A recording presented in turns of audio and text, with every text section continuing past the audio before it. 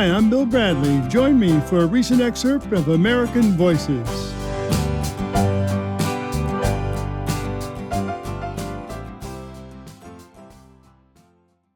It can sometimes be difficult for children to understand why it's important to learn math skills. They might be bored, frustrated. They often ask, why do we have to learn this? Well, my guest today found a way to teach STEM to girls of color and to make it interesting and fun. STEM stands for science, technology, engineering, and mathematics. Yamile Toussaint is a graduate of MIT, studied mechanical engineering. She also always loved dance, and so she created a nonprofit organization called STEM from Dance, teaching girls of color hands-on STEM skills as they coordinate and choreograph their dance performances. Math, that's not really my thing. They were teaching me math without me even knowing it. So it's making the fun more apparent, but the math more discreet. In school, a lot of the time, if you get something wrong, they'll laugh at you. But here is more of a judge-free zone. Well, I'm so glad, Yamile, that you're here with me now. Welcome to American Voices. Thank you so much. So happy to be here. So, growing up, what was it like to have these two different passions, dance and STEM? Well, growing up, I never realized that liking these two things would be considered as unusual. I just loved dance so much. I would be dancing all over the house. I took as many dance classes as I could, constantly at the dance studio. So I just did it because I loved it. And at the same time, I realized that I gravitated towards math, especially. And I just found it intriguing and challenging, but I liked the challenge. And so it's only now as an adult and as I thought about combining the two that I realized that it was a bit unusual that I like these two things. Well, as a kid, did you ever feel like you had to choose one over the other? Yes, for sure. I remember when I was about 15, 16 years old, um, I was attending a dance studio and I realized that if I wanted to seriously pursue a career as a dancer, that I would need a more rigorous dance education and kind of felt in that moment like I like dance, I really love it, but I don't know if I want to go down this path of being a dancer, which I heard was really challenging and hard to find a job. I don't know why at 15 I was concerned about finding a job, but I kind of heard that that was a difficult path. So I kind of leaned more towards my academic pursuits. At that time, I was becoming more and more interested in engineering. So I did feel like there was a fork in the road, and I chose the engineering route. Well, what inspired your interest in engineering and STEM, math and science and technology? Well, I would say my biggest inspiration would be my father. He Hmm. himself was a mechanical engineer and Ah. he loved what he did. His company, he worked for a manufacturing company that made electrical parts and they had bring your daughter to work day. Hmm. And I remember getting dressed up and being able to not go to school for the day, which was exciting. And just walking down the halls with him and seeing the respect that he had and he going to his office and seeing the 3D drawings and seeing the molds that he was designing. Mm-hmm. I had this sense that my father does cool things. Mm-hmm. And yeah, it turned out to be true. Now, let's shift forward a little bit, having this great relationship with your father and having him be an inspiration. When you were at MIT, were there women of color in your classes? Yes, there were, but just not that many. Mm-hmm. Especially when I got to my mechanical engineering classes, because it tends to be something that is more male dominated, that particular discipline in engineering. There were times when I'd be the only one or just one of a few. You were just one of the few, meaning one of the few women, not just women of color. Exactly. Yes. Why do you think that is? Why do you think that more women don't gravitate to STEM? Well, that was exactly the question that I wondered when I was sitting in these classes. Um, Looking I around and seeing all men. Yes, yes, and I felt like I my pathway to becoming a engineering student at MIT, it didn't feel like it was that like unique or exceptional. Like I did really well in my math and science classes, did well in the SAT. Like I was there, I was prepared, and I felt like what I did, others could do it too. So it just made me wonder why the numbers were so low. Eventually I started to learn more about the underlying problem.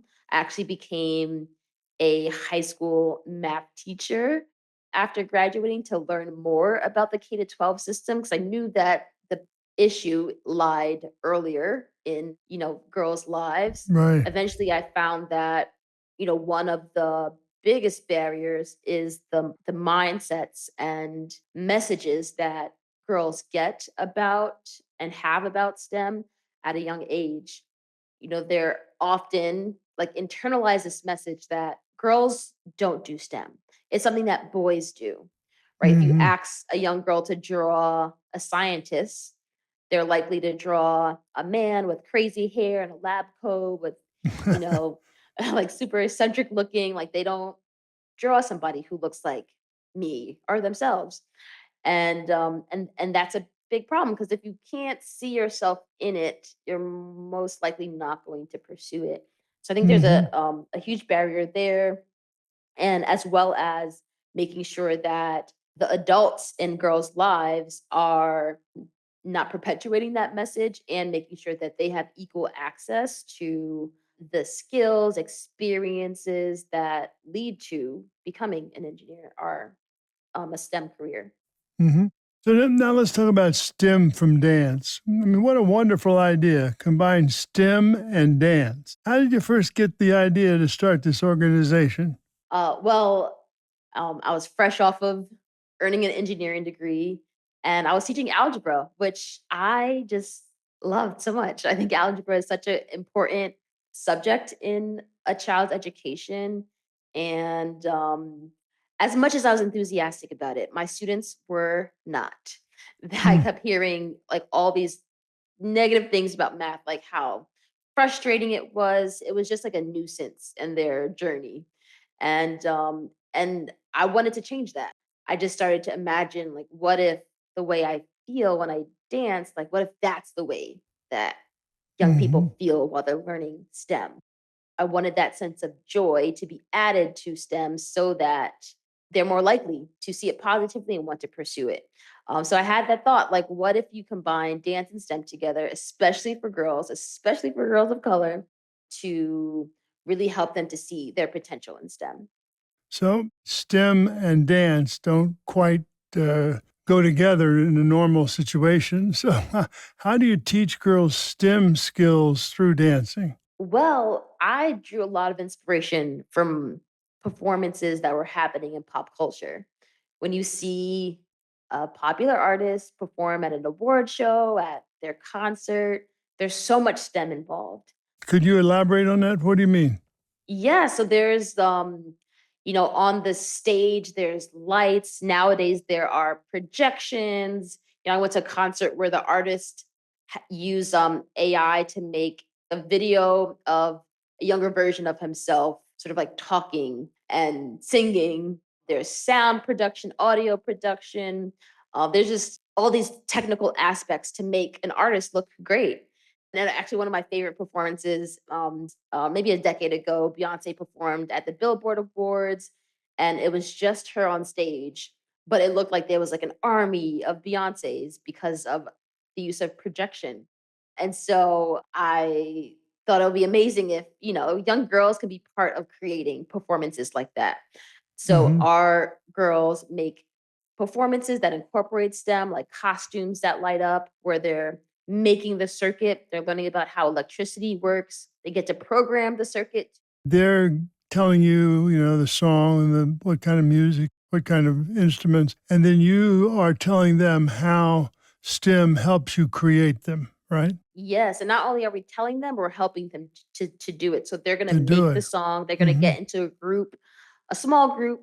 And together they're going to have to make these choices about how to make the song. They're going to learn the technical skills, like how to make a function to, let's say, add a certain drum pattern, how to communicate to the computer that it wants the pattern to be on the 3 and the 8 or whatever the beat is. So they're going to learn those technical skills on how to create it. Well, pick one and do it with me. Okay. Let's see. Let's do music. So if you were to make a dance performance, like what kind of music would you like to dance to? Oh, I'm dating myself here. Tina Turner. Okay, I love that. Well, let's make a Tina Turner-esque song that you'll be able to dance to. Now, since in this experience we're not professional music producers, we can use technology to make great music at a beginner level. So we can use this software that will allow us to code to create music. So when you think of Tina Turner songs, what kind of like instruments, sounds do you think defines her kind of music? Well, obviously, drums, guitars, all kinds of instruments. Great. So what we can do in the software is sort of decide what the drum pattern will be, decide the guitar notes and rhythms we want to use, and we're going to create the song and put these instruments together through computer science. And now we could also use AI tools to be able to, describe this the sound that we want to make, and it can also produce some like simple songs. And in the process of wanting to make this performance, we have to learn some technical skills, such as, just like how to code, how to use code, but then also like how to plan out a project because it's going to take us a few weeks to make this Hmm. performance. And then also on the same side, we're going to dance. So you get to decide which Tina Turner like moves that you want to do, maybe add in some of your own, and it'll all come together in a really cool performance. I can't wait to see you on stage.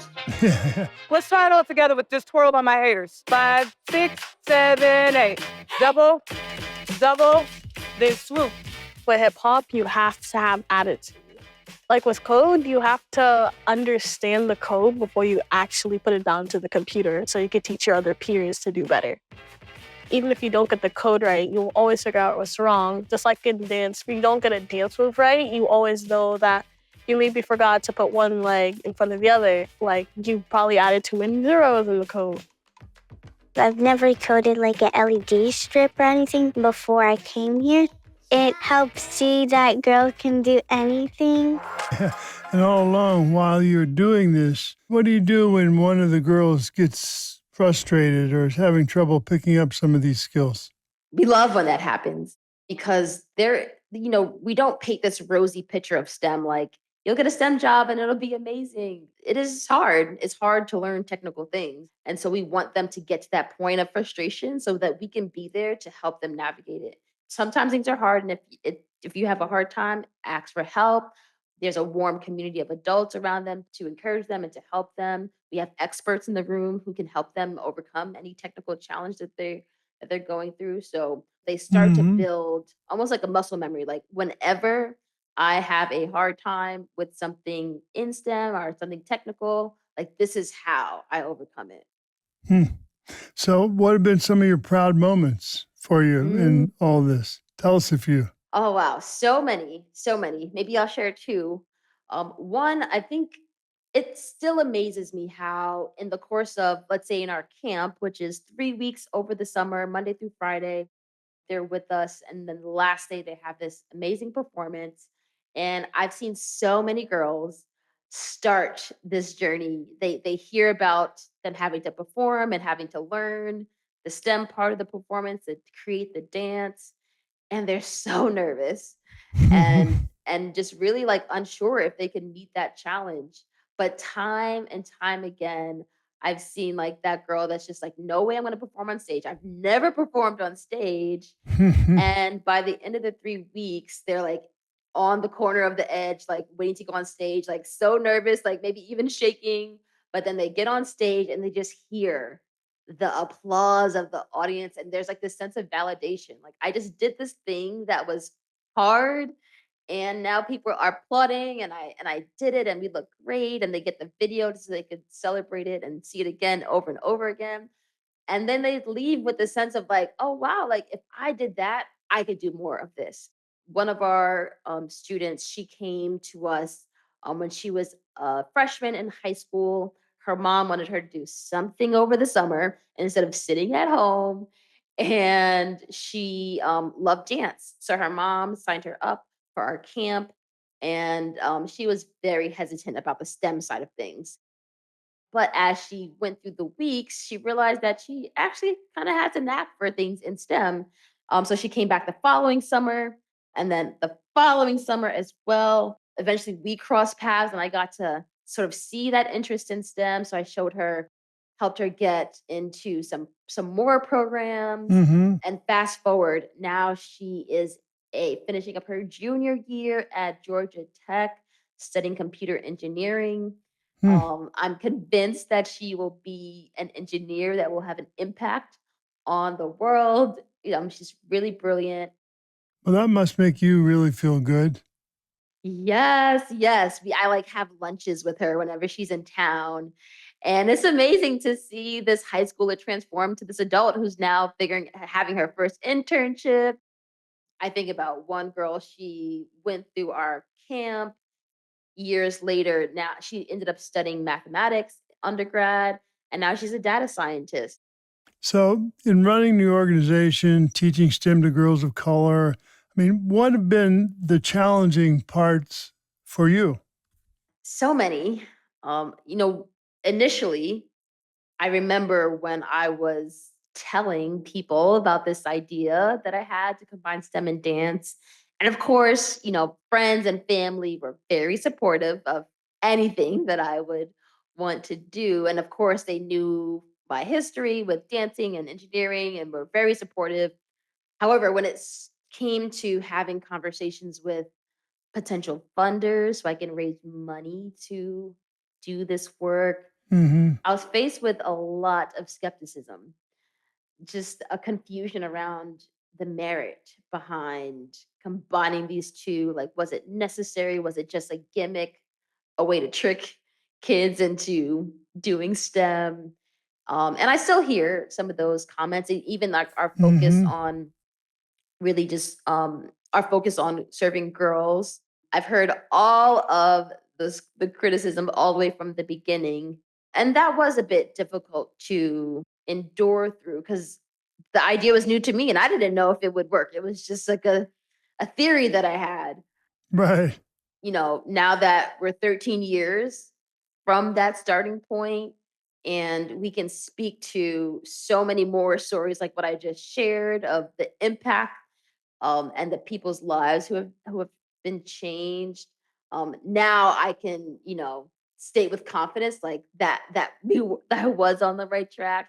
But I didn't have the validation and the evidence and Right. all the stories. I didn't have Mm-hmm. that at the beginning. So definitely persevering through that time was difficult. So, what about the girls? I mean, how has learning STEM affected their lives? I mean, obviously, through dance, they were able to learn.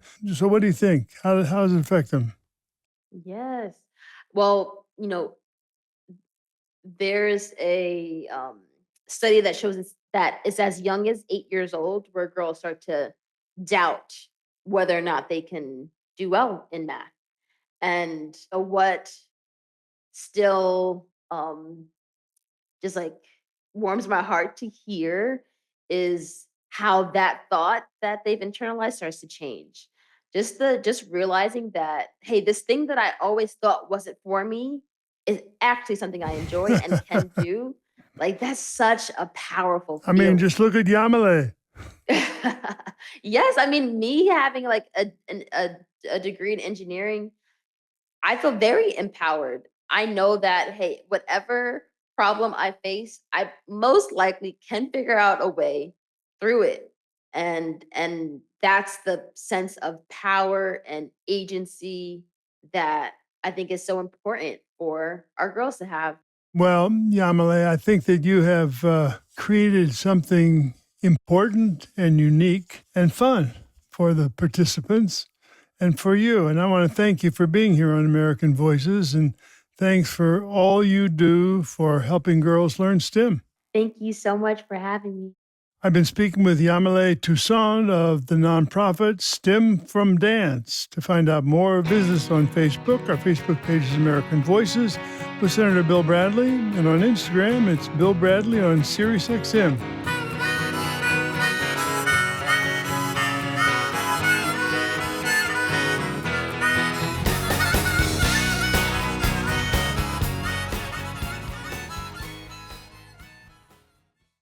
Thank you for listening to American Voices here on my YouTube channel. For more interviews celebrating the goodness and creativity of the American people, click the subscribe button below.